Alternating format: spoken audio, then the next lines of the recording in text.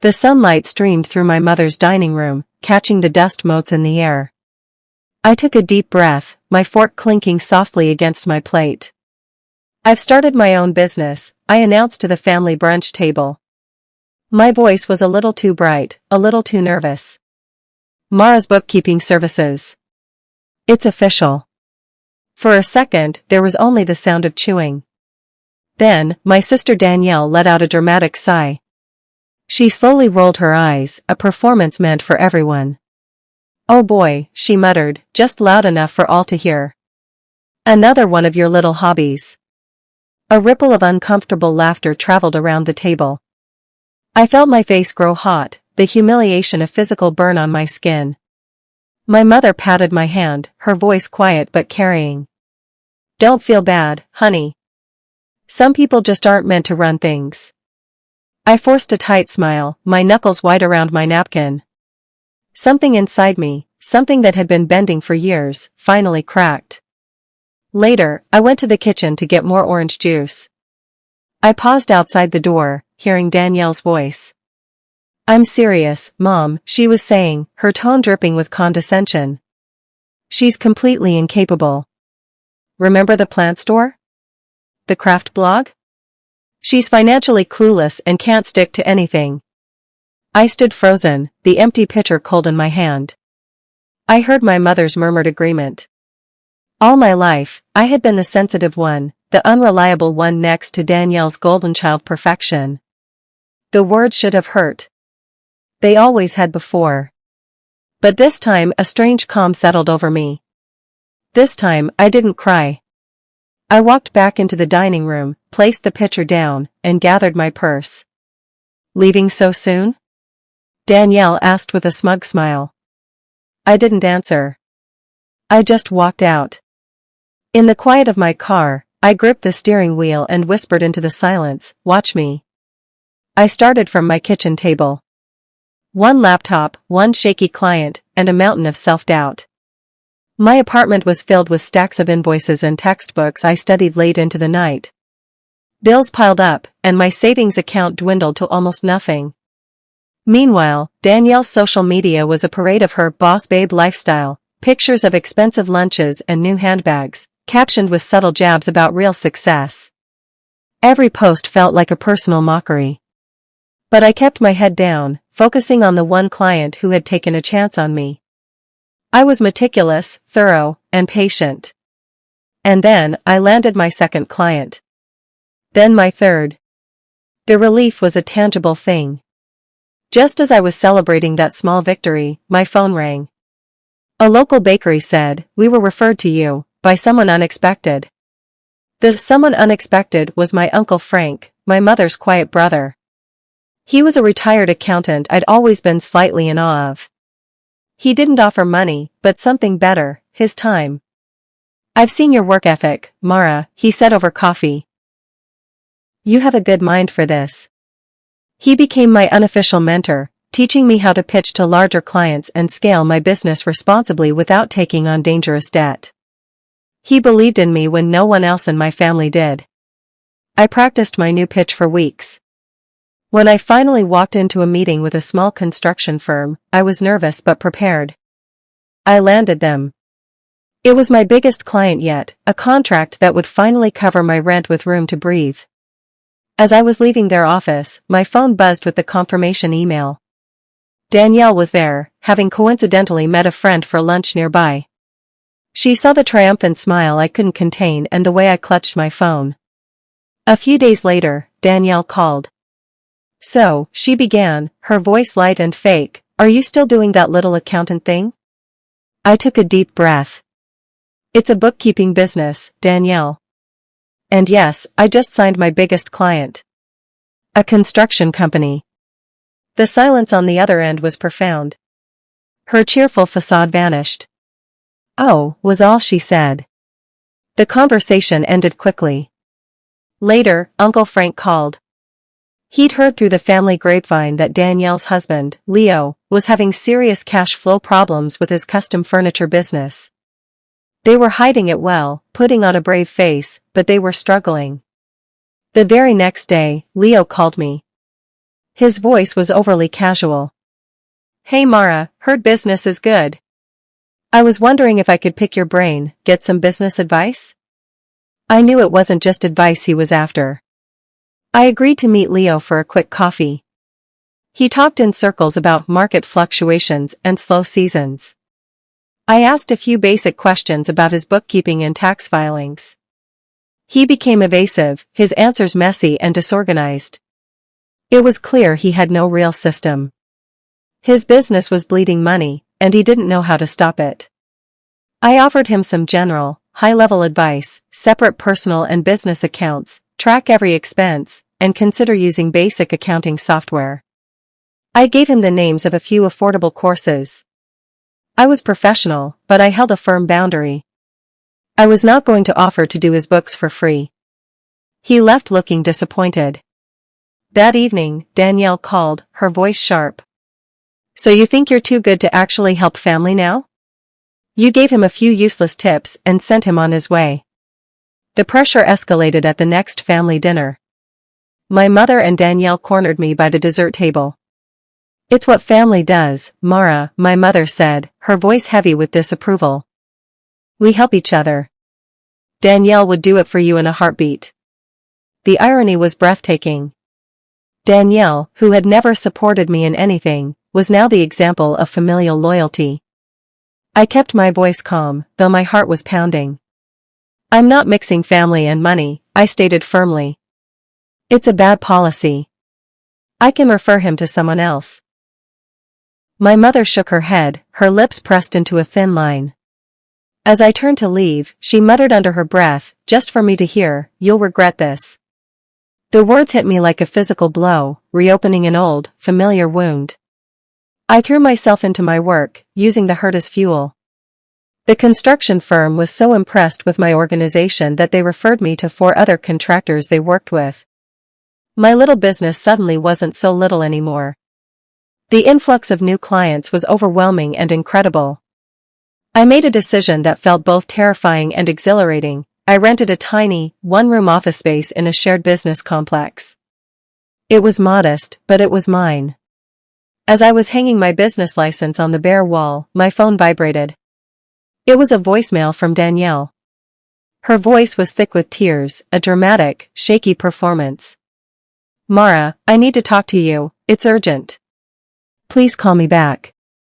I called her back, bracing myself. The tears turned out to be real, but for all the wrong reasons.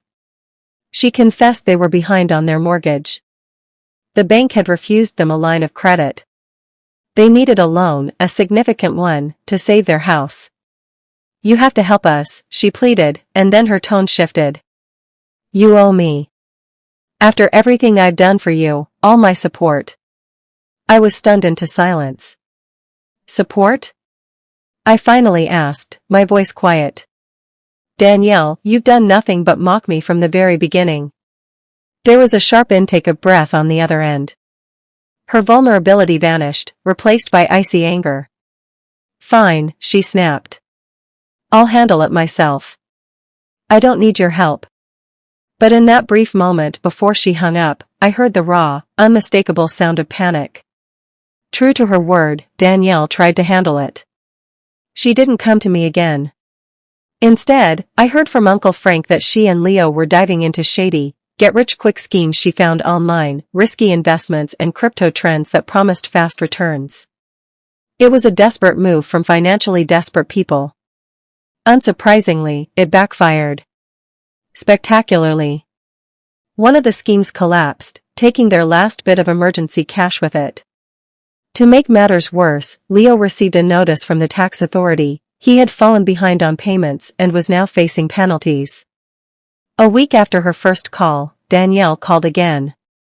This time, there was no anger, no performance. Her voice was small and utterly defeated. Please, Mara. You're the only one we have. We don't know what else to do. I agreed to help, but on my terms. I made it clear I was not giving them a loan. I would, however, review their financial situation and give them a professional assessment. I spent an evening at their kitchen table, surrounded by shoeboxes of receipts and unopened bank statements. It was a disaster zone of disorganized finances. It was fixable, but it would be a long, tedious process of untangling years of neglect. I explained the first steps they needed to take. As I was leaving, Danielle looked hopeful for the first time. But when I reiterated that this was advice, not money, her face fell. The next morning, my phone buzzed with a text from my mother. "Danielle says you refused to help them again. How could you be so cold?" The betrayal cut deep. My mother had not asked for my side of the story. She had taken Danielle's twisted version as fact. Worse, she began telling other relatives that I was refusing to help my sister out of jealousy. I was cast, once again, as the villain, the selfish sister who had finally made good and was now kicking Danielle while she was down. The old feelings of being misunderstood and unfairly judged washed over me. I felt like that little girl at the brunch table all over again. Just as I was sinking under the weight of it, my phone rang. It was Uncle Frank. His voice was a steady anchor. "Your mother told me her version," he said.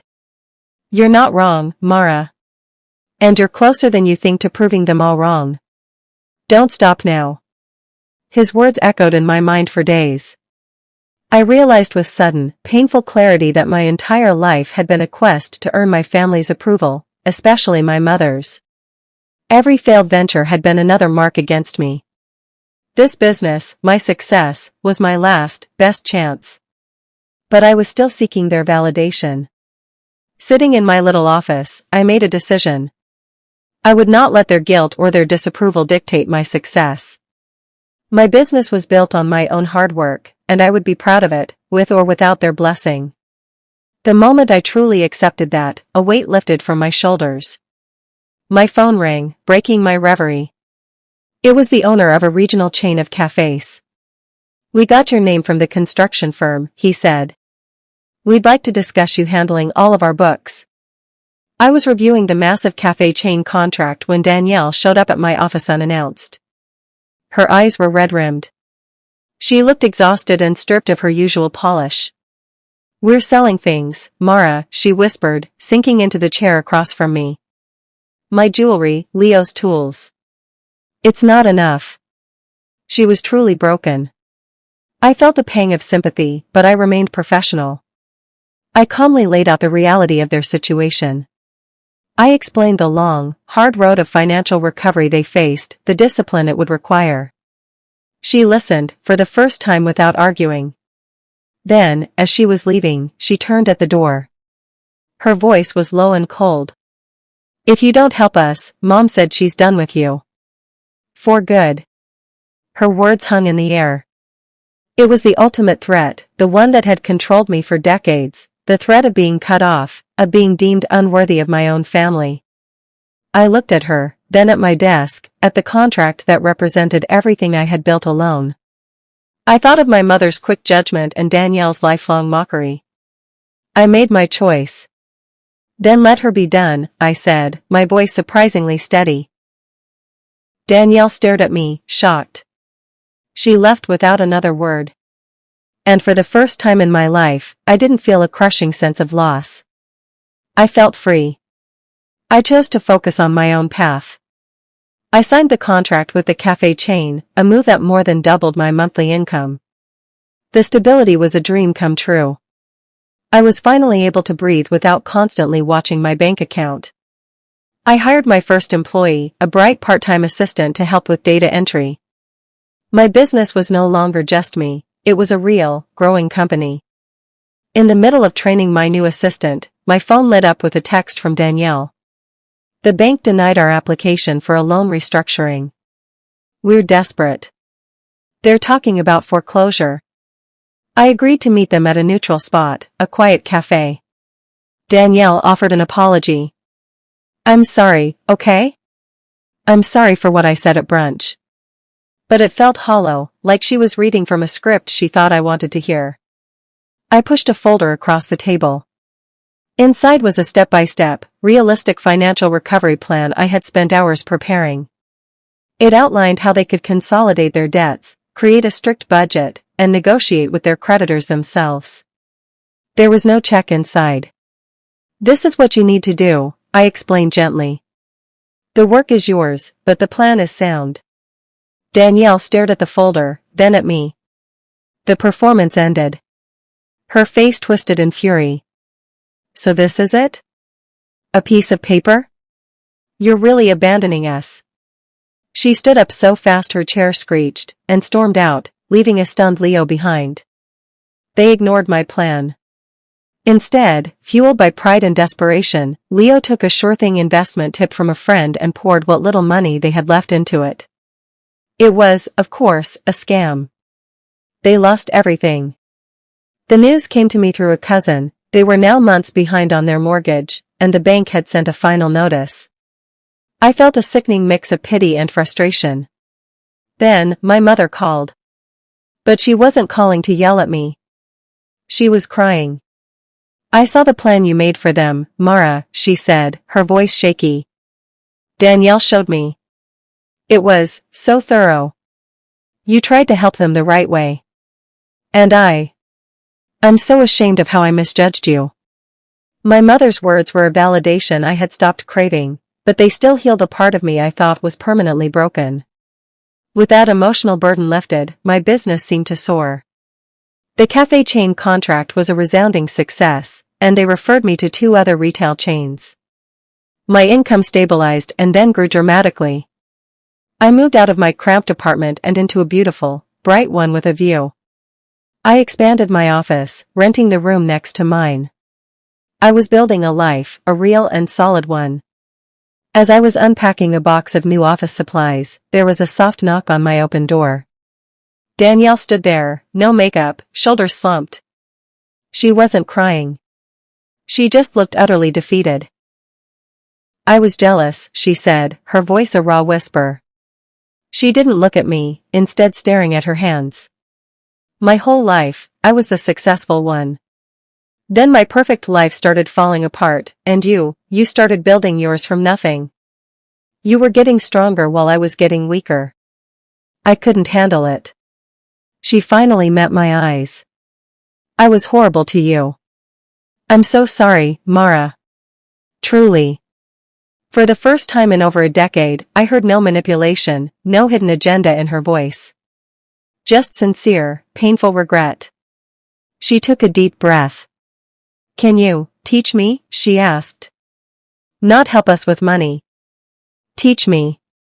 I need to learn how to do this. I don't want to feel this stupid and helpless ever again. I agreed, but with very clear boundaries.